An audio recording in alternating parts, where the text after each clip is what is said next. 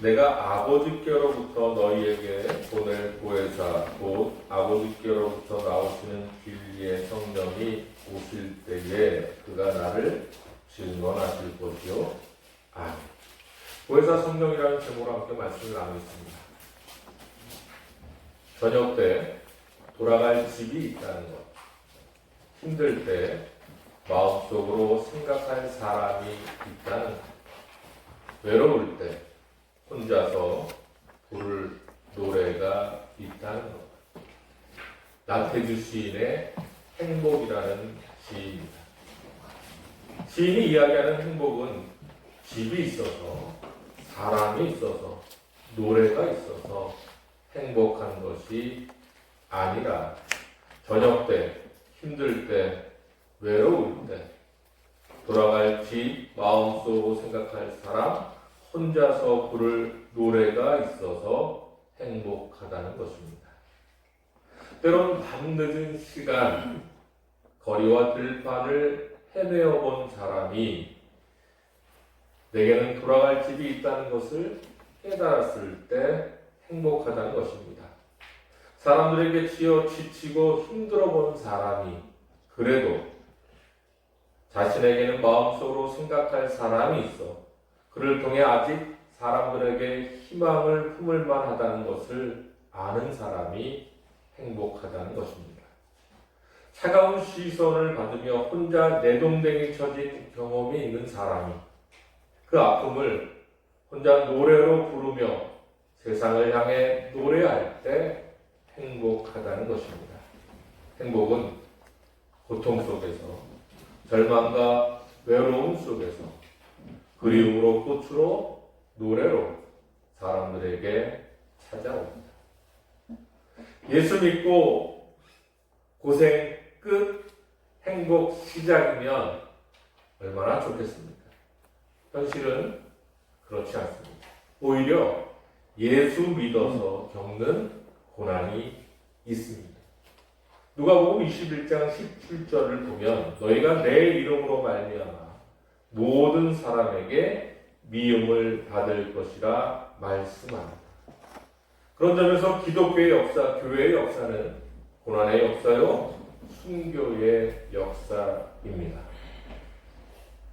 그러나 예수 믿기 전의 고난과 예수 믿은 후의 고난은 다릅니다. 예수 믿기 전의 고난은 육체의 욕심을 따라 행하다 고난을 당했다면 예수 믿은 후에 고난은 의를 위하여 당하는 핍박이며 성령의 열매를 맺는 고난입니다. 나태주 시인의 행복이라는 시를 제가 이렇게 바꾸어 보았습니다. 어디로 가야 할지 몰라 어두운 밤길을 헤맬 때 나를 인도하시는 분이 있습니다. 지치고 힘들어 주저앉아 있을 때 등 뒤에서 나를 안고 일으키시는 분이 있습니다. 모두가 외면하고 등 돌릴 때 나를 위로하고 새 힘을 주시는 분이 있습니다. 이 시의 제목은 성령입니다. 보혜사 성령님은 예수 믿어서 여전히 고난 속에 있다고 여길 때 오히려 예수 믿어서 안 겪을 고난을 당한다고 생각할 때 우리를 선한 길로 인도하시고 위로와 새 힘을 주셔서 음행, 더러운 것, 호색과 우상 숭배와 주술과 원수 맺는 것과 분쟁과 시기와 분냄과 단짓는 것과 분열함과 이단과 투기와 술 취함과 방탕함과 또 그와 같은 것이 아니라 오직 사랑과 희락과 화평과 오래 참음과 자비와 양선과 충성과 온유와 절제를 맺게 하려 진정한 행복이 무엇인지 진정한 기쁨이 무엇인지 느끼고 깨닫고 알고 자랑하게 하신다는 것입니다. 오늘은 성령 강림 주일입니다. 예수님께서 부활하시고 승천하신 후 50일이 지날 때 마갈 다락방에 모인 120명의 성도들에게 성령을 부어 주셨습니다.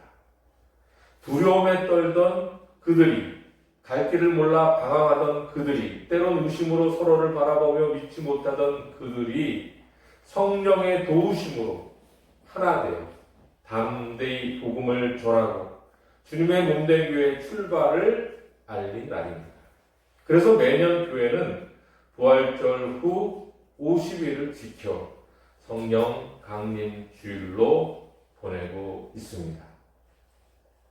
이번 성령 강림 주일은 예년과는 전혀 다른 분위기입니다.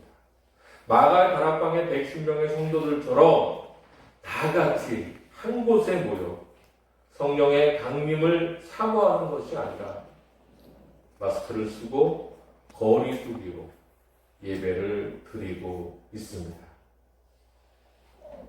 예배 드리면서도 코로나19로 염려하고 걱정하고 있고 몸이 멀어지면서 조심스러움이 마음도 흩어지게 하는 것은 아닌지 고민하게 됩니다. 그러나 이럴수록 성령의 오심과 충만하심과 인도하심과 뜻하심을 더 간절하게 사모해야 합니다. 오늘 예배드리는 우리 모두에게 성령이 임하시기를 소원합니다. 뿐만 아니라 우리 가운데 임재하시는 성령님이 두려움이 아니라 담대함으로 소망으로 하나 되는 충만함이 있기를 기도합니다. 오늘 본문은 다락방 광야의 한 부분으로 예수님께서 십자가에 달리시기 전 제자들에게 주신 말씀입니다. 제자들은 예수님께서 이제 곧 떠나신다는 말을 듣고 근심하고 있었습니다. 요한복음 13장 36절에 시몬 베드로는 주여 어디로 가시나이까 물었고 14장 5절에서는 도마가 주여 주께서 어디로 가시는지 우리가 알지 못합니다. 이렇게 말했습니다. 그때 예수님께서 15장 27절에서 평안을 주노니 마음에 근심하지도 말고 두려워하지도 말라고 말씀하시며 보혜사 성령을 보내주시겠다고 약속하셨습니다. 그리고 그 약속대로 보혜사 성령을 보내주셨습니다.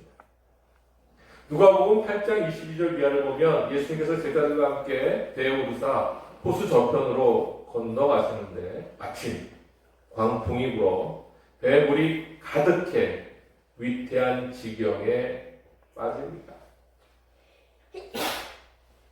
그때 두려움에 떨던 제자들과 달리 예수님은 배 위에서 곤히 잠이 들었습니다. 제자들이 주님을 깨우며 24절에 주여 주여 우리가 죽겠나이다 하자 예수님께서 잠이 깨서 바람과 물결을 꾸짖으시니 이에 그쳐 잠잠하여졌다 말씀합니다. 예수님은 두려워하고 놀라게 여기는 제자들에게 너희 믿음이 어디 있느냐 말씀하십니다. 오늘 우리에게 보혜사 성령님께서 우리 가운데 계십니다. 요한복음 14장 17절 18절에 성령님이 영원토록 우리와 함께 거하신다고 말씀하십니다. 그런데 제자들처럼 우리는 코로나19로 인한 흉흉한 소식에 두려워하고 있습니다. 그로 인한 여러 가지 어려움 때문에 힘들어하고 있습니다. 제자들이 몰아치는 광풍을 보며 위태하고 죽을까 염려했듯이 우리도 우리 안에 계시는 보혜사 성령님은 보지 않고 믿지 않고 그저 염려하고 걱정하고 있지는 않은지 돌아보게 됩니다. 우리는 우리 가운데 계시는 성령님을 의지하고 그의 인도하심을 기대하고 따르는 믿음이 있어야 합니다. 예수 믿어도 여전히 고난 속에 있다고 여길 때, 오히려 예수 믿어서 안 겪을 고난을 당한다고 생각할 때 우리를 선한 길로 인도하시고 위로와 세임을 주시는 성령님이 지금 우리와 함께 계심을 잊지 말아야 합니다. 제가 최근에 읽는 책에 이런 구절이 있어요. 축구 선수가 공을 차죠. 근데 그 공은 반드시 상대방의 골대에 차야 골로 인정한다는 것입니다. 당연하죠? 그것이 축구의 룰이라는 것입니다. 그래서 어떤 선수도 왜 골대에 공을 차야만 하냐고 묻지도 따지지도 않습니다. 힘을 다해서 오직 상대방의 골대에 공을 넣지요. 왜 성령님께서 우리 가운데 계시는데도 고난을 당하느냐 따지고 묻는 것은 마치 왜 아무데나 공을 차게 해야지 왜 꼭 남의 골대에 골을 차야 하냐고 묻고 따지는 것과 똑같습니다. 우리는 성령님을 근심하게 하거나 소멸하게 해서는 안 되지만 성령님이 우리 가운데 계심을 믿고 의지해야 합니다. 우리 가운데 계시는 성령님은 요한복음 14장 18절을 보면 우리를 고아처럼 내버려두지 아니한다고 말씀합니다. 에스겔 골짜기에 마른 뼈 같은 우리지만 그 뼈에 힘줄을 두고 살을 입히고 가죽을 덮고 생기를 불어넣으시는 하나님께서 우리를 보호하시고 늘 지켜주실 것입니다. 이사야 선지자를 통해 우리에게 약속하셨습니다. 새 번역으로 읽으면 내가 메마른 땅에 물을 주고 마른 땅에 시내가 흐르게 하듯 내 자손에게 내 영을 부어주어 내 후손에게 나의 복을 내리겠다. 그들은 마치 시냇가의 버들처럼 풀처럼 무성하게 자랄 것이다. 이 말씀대로 주님께서 우리에게 성령을 부어주셔서 복을 주시고 시냇물가의 버들처럼 풀처럼 무성하게 자라게 하실 줄 믿습니다. 우리 안에 계시는 성령님은 또한 진리의 영이십니다. 요한복음 14장 26절에 진리의 영이신 성령님은 우리에게 모든 것을 가르치고 예수님의 모든 말씀을 생각나게 하신다고 말씀합니다. 먼저 진리의 영이 우리를 느끼게 합니다. 우리가 하나님을 떠나 죄와 허물을 행할 때 양심의 가책을 느끼잖아요. 뭔지 모르게 불편하고 꺼림칙하다는 일을 느끼게 하기 때문입니다. 뿐만 아니라 진리의 영은 우리를 깨달아 알게 하십니다. 아무리 사탄이 우리를 거짓의 영으로 유혹할지라도 성령이 우리로 하여금 깨닫고 알게 하십니다. 그것이 분별이요. 이때 진리를 따르지 않고 주저하거나 무시하면 그것이 성령을 근심하게 하는 것이요. 성령을 소멸하는 것입니다. 성령께서 때론 주의 일꾼들을 통해 경고하실 때 귀를 기울여야 합니다. 진리의 영이신 성령께서 우리를 인도하실 때 거부해서는 안 됩니다. 사도행전 16장 8절에서 10절 말씀을 보면 성령이 아시아에서 말씀을 전하지 못하게 하시거늘 그들이 부르기아와 갈라디아 땅으로 다녀가 무시아 앞에 이르러 비두니아로 가고자 했으되 예수의 영이 허락하지 아니하시느니라. 무시아를 지나 드로아로 내려갔는데 밤에 환상이 바울에게 보이니 마게도냐 사람 하나가 서서 그에게 청하여 이르되 마게도냐로 건너와서 우리를 도우라 하거늘 바울이 그 환상을 보았을 때 우리가 곧 마게도냐로 떠나기를 힘쓰니 이는 하나님이 저 사람들에게 복음을 전하라고 우리를 부르신 줄 인정하미로라. 복음을 전하는 일을 생명보다 귀하게 여기던 바울 사도에게 성령께서 소아시아 지역에서 사역을 멈추게 하시고 정말 뜬금없이 마게도냐로 건너가라 하십니다. 바울 사도의 소아시아 지역 사역이 많은 열매를 맺었어요. 눈에 띄게 성장하고 있었어요. 그런데 멈추게 하시고 다른 지역으로 가라 하시는 겁니다. 바울 사도의 지금까지의 경험과 지식, 열정, 상식에 어긋나는 일이었어요. 하지만 바울 사도는 분별하고 순종해서 유럽으로 건너가 사역의 지경을 넓혔습니다. 꺼림직하고 불편하고 양심의 가책을 느끼는 것은 어렵지 않아요? 분별하는 일은 쉽지 않습니다. 내 상식, 내 경험, 내 지식을 내려놓아야 하기 때문입니다. 그러나 그때 분별이 생깁니다. 그리고 순종할 때 육체의 소욕이 아니라 성령의 열매를 맺게 되는 것입니다.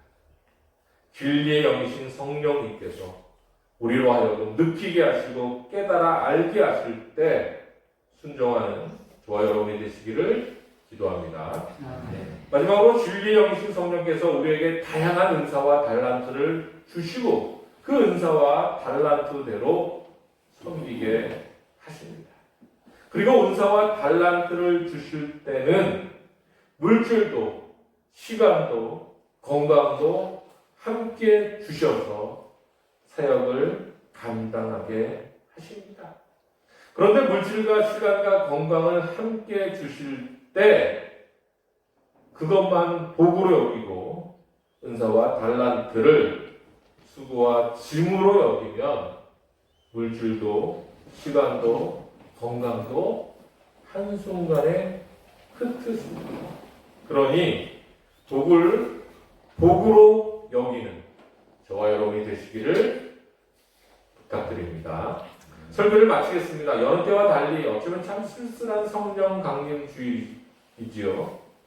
그 어느 때보다도 그러나 성령의 임재와 충만이 더 필요한 때입니다. 사랑하는 성도 여러분, 우리 모두에게 성령님께서 함께 하십니다. 절대 우리를 어떤 형편과 처지 가운데서도 고아처럼 내버려 두시지는 않습니다. 두려움과 걱정 때문에 내 안에 우리 가운데 거하시는 성령님을 외면하지 마시고 그 성령님의 음성에 귀를 기울이기를 바랍니다. 그분이 우리를 회복시키시고 새롭게 하실 것입니다. 또 진리의 영이신 성령님의 인도하심에 순종하십시다. 느끼게 피하지 마시고 순종하십시다. 보혜사 성령님이 주시는 평안과 위로와 은혜가 충만하기를 축원드립니다. 기도하겠습니다. 고마우신 아버지 하나님, 성령 강림주의 참 쓸쓸한 성령 강림주의가 아닌가 생각도 듭니다. 이러한 때 더욱 성령님을 사모하고 성령님이 내 안에서 충만하기를 원합니다. 흩어지는 주의 자녀들 어디 있든지 성령께서 인도하여 주시고 깨달아 알게 하시고 느끼게 하시고 감당케 하여 주시옵소서. 그때 복이 되게 하시고 은혜가 더하게 하여 주옵소서. 예수 그리스도 이름으로 기도드립니다. 아멘.